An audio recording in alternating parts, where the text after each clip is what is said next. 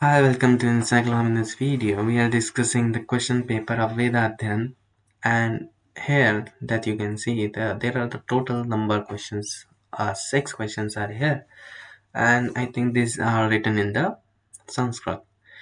Okay, so here we are providing all type of answers in the PDF and the handwritten form. If you want this, you can contact us on our WhatsApp number, which is 900 936 8238.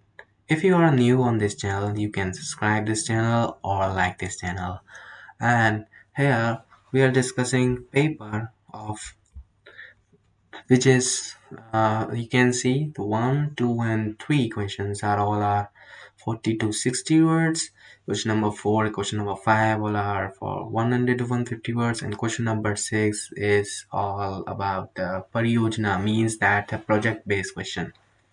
For your information, we have prepared all the answers in the PDF and the handwritten form. If you want this, contact us on our WhatsApp number so that we will provide all the answers on our WhatsApp.